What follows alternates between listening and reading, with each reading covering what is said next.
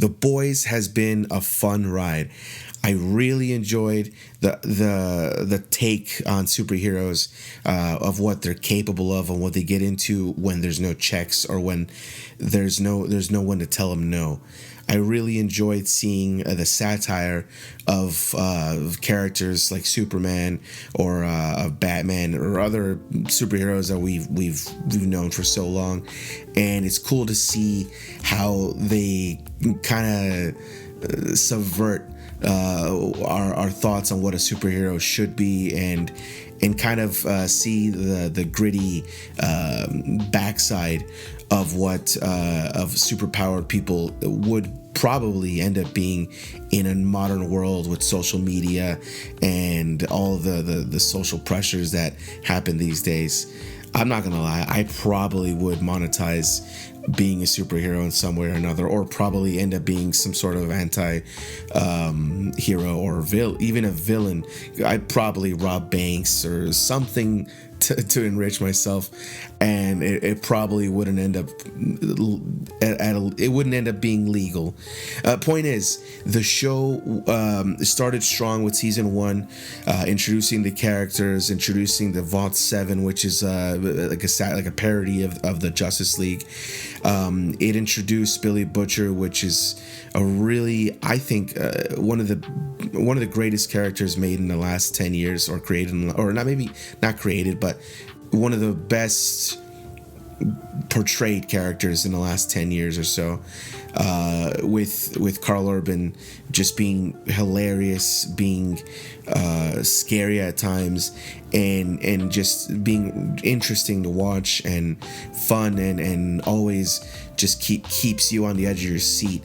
All of the other cast was really well. I think it was damn well cast. The people that played the characters, Mam, Kimiko, Starlight, Huey, the Frenchman, all of the characters, including the side characters like A-Train. Well, I guess not side character, but including side characters that weren't necessarily part of the main story for the full series. It was well written at points, and at those points it was really well written and well portrayed by the actors, and the setting, all that stuff that comes with a decent show that's planned well and is executed well. Now, I say at points because the show wasn't great per se. The show had a lot of flaws, especially in the last season. The first 1 through 4 seasons, you could tell that there was some rushing. You could tell that there was some, I guess, not so followed up writing. I'm not really sure how to put it, but it was so entertaining and so fun and interesting to learn all these powers and all of these backgrounds of all these characters, that we kind of, or at least I kind of looked past it for most of what you shouldn't look past. It was, how do you put this?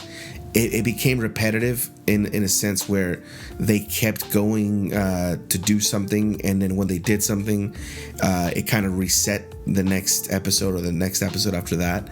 So there was a lot of the repetitive storylines, a lot of repetitive character decisions and choices that you just kept thinking to yourself, like, oh, this doesn't make any sense, or this is not something that like a real person would decide to do, and it's more of something that a TV show would make somebody do for plot reasons. And when, I guess the biggest fault, or the biggest reason that anyone can give for the show not being great, I think, would be the final season. The final season was rushed. and I'm glad I'm speaking about it now because it's still fresh on my mind. That's why I'm kind of like jumping here and there on season 1 through 4. But the final season was rushed. That's all I could say about that. That's not all I could say, but that's like the biggest criticism I have over it. The writing was rushed. The CG in some places, to me at least, looked better in earlier seasons. The acting was kind of like, it just didn't. A lot of the dialogue and acting, it didn't feel. I don't know how to put it. Like the heart was there as it was before. Like they were just kind of ready to end it. And like I said about the decisions and the choices, a lot of it didn't make any sense.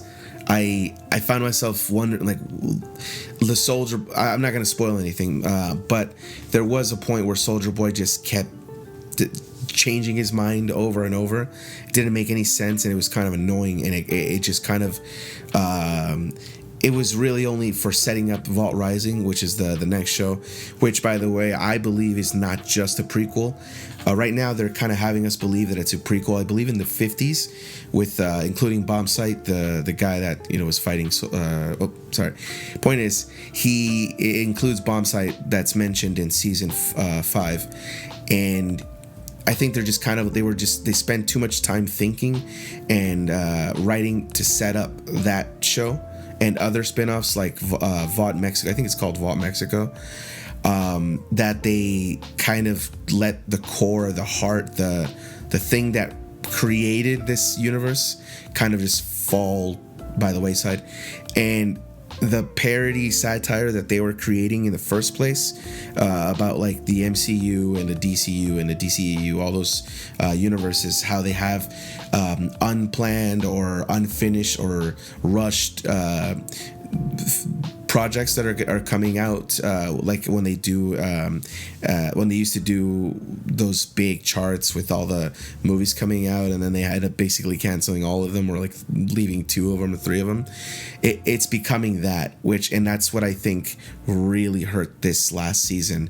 It left a lot of untied, a lot of loose ends. It left a lot of questions, a lot of characters that just kind of baffled me.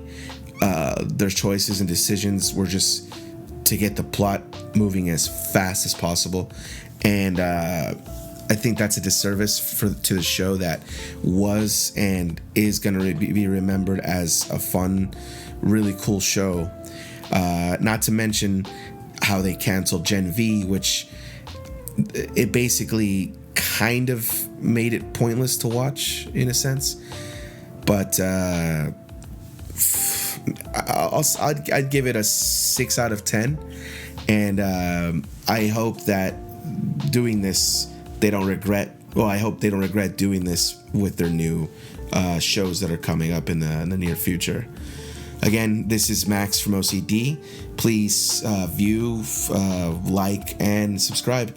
And the next video will most likely be just as awesome as this one. Bye-bye.